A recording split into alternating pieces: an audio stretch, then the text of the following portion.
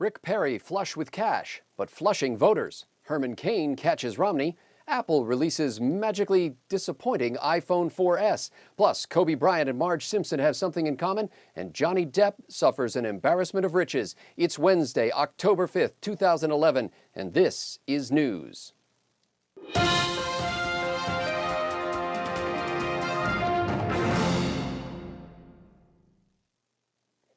Texas Governor Rick Perry's presidential campaign announced it had raised an impressive $17 million in just 49 days. Meanwhile, a new CBS News poll shows Perry's electoral support plummeting 11 points in recent weeks after two mediocre debate performances. The Perry campaign plans to use most of the $17 million to hire what it called a designated debater to fill in for Perry in future candidate forums. In the same poll, businessman Cain is now in a statistical dead heat for first place with former Massachusetts Governor Mitt Romney. Cain's dynamic debate performance and simple 999 tax reform plan have impressed likely Republican voters, raising Cain up 12 points in recent days.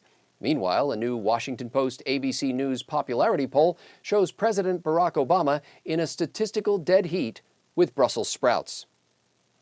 Apple unveiled the latest version of its iconic iPhone yesterday.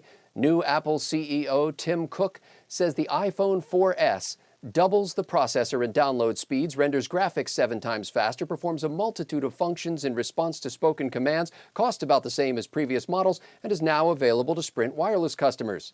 Apple fans who had been expecting an iPhone 5 announcement were, of course, devastated to learn that the new iPhone violates no laws of physics and is still too thick to shave with. In labor news, talks broke off without agreement between players and owners in the National Basketball Association, threatening to cancel the first 2 weeks of the NBA season. Meanwhile, a wage dispute between 20th Century Fox TV and voice actors on The Simpsons, who each make about $8 million per year, threatened to end the long-running animated series. In response, protesters in the Occupy Wall Street movement, representing the 99% of Americans who can't slam dunk or do a convincing homer, announced that they would soon occupy Center Court and occupy Springfield.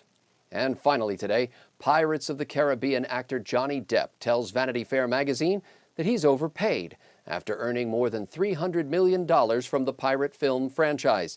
Meanwhile, a spokesman for the Occupy Wall Street protesters says she would look into launching Occupy Hollywood just as soon as she can no longer afford the Netflix subscription on her iPad.